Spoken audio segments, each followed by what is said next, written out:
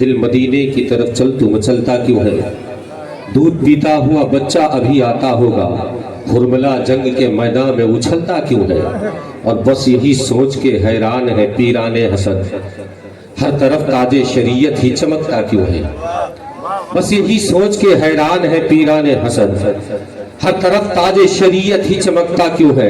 اور کچھ نہ کچھ دال میں کالا ہے ضرور ہے رہبر، کچھ نہ کچھ دال میں کالا ہے ضرور ہے رہبر، اعلیٰ حضرت کا انہیں نعرہ کھٹکتا کیوں ہے؟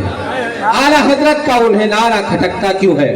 حضرات مزید شین کاف کرنے کی ضرورت ہے نہیں، میں جانتا ہوں کہ زمیں ٹلت زبا ٹلت مگر مبنی نبی ٹلت، آپ سے صبح سے شام تک کوئی کہتا رہے چیخ چیخ کر کے کہے، لیکن آپ کی بولی یہاں تک پہنچنے والی نہیں ہے۔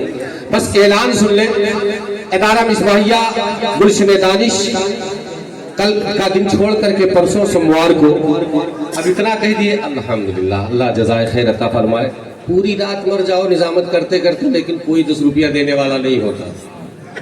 بہت بڑے گردے والوں کا کام ہوتا ہے، یقین مانیں ان لوگوں کو بھی سمجھنا چاہیے کہ ناظموں کی بلڑکے بھی دال چاول ہی کھاتے، ہوا نہیں کھاتے۔ یہ بھی نبی پاک صلی اللہ تعالی علیہ وسلم کی بارگاہ میں تحفے کی چیز اگر کوئی لے کر کے آتا تھا، حضرت حسان بن ثابت رضی اللہ تعالیٰ عنہ اگر نعت مصطفیٰ گنگنایا کرتے تھے تو مصطفیٰ وہ تحفے کی چیز کو انعام میں دے دیا کرتے، بہت بڑی چیز ہے۔ مزید میں دوسری طرف پلٹنا نہیں چاہتا، ایک اعلان آپ سن لیں، آپ کا محبوب ادارہ مصباحیہ گلشن دانش کل کا دن چھوڑ کر کے پرسوں 1 دسمبر 15 گتے ایک عظیم الشان بنام اصحاب رسول کانفرنس جشن دستار حفظ القرآن کی شکل میں منعقد کی گئی ہے، جس میں خصوصی خطاب فرمانے کی حیثیت سے پیر طریقت رہبر راہ شریعت حضور شاہ حضور سید غیاث میاں کالپی شریف تشریف لا رہا ہے۔ وہیں پر مناظر اہل سنت آبروی اہل سنت علمبردار مسلک اعلیٰ حضرت علامہ مولانا مفتی اختر حسین صاحب قبلہ علیمی جمدہ شاہی وہ بھی تشریف لا رہا ہے۔ وہیں پر مقرر ذیشان واعظ شیریں بیان حضرت علامہ مولانا مفتی خالد رضا صاحب قبلہ نبیر حضور بلبل ہند وہ بھی تشریف لا رہا ہے۔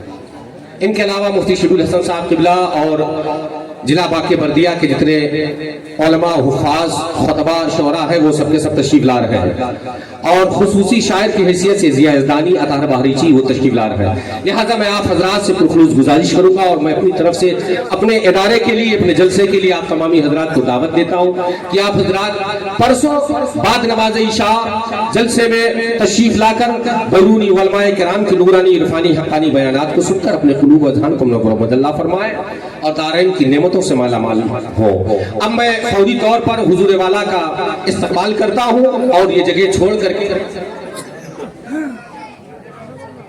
بانی جلسہ سے اجازت لے کر کے میں بھی تھکا ہارا آدمی ہوں، سر پر جلسہ بھی ہے الحمدللہ مجھے جانا بھی ہے، اور حضرت کا استقبال کر کے پھر میں اسٹیج سے رخصتی حاصل کروں گا۔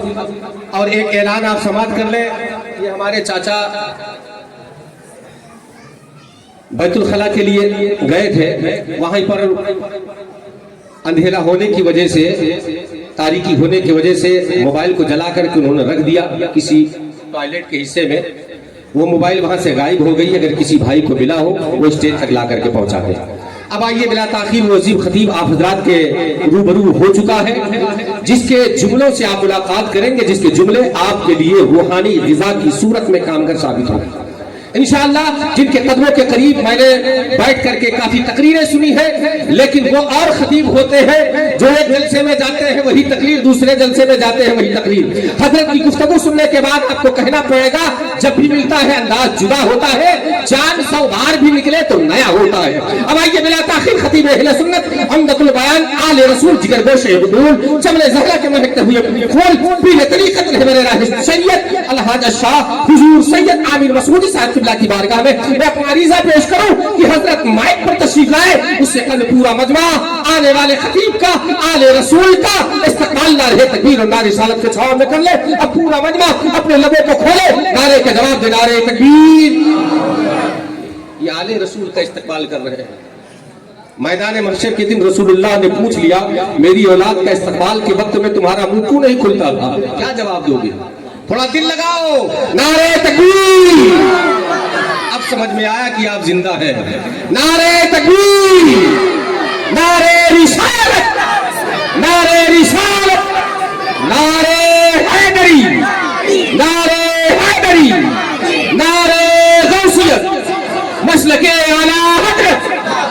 علمائے اہل سنت حضور سید امین مسعودی میر صاحب قبلہ جشن دستار بندی دارالعلوم غوثیہ ضیاء الاسلام نعرے تکبیر نعرے رسالت.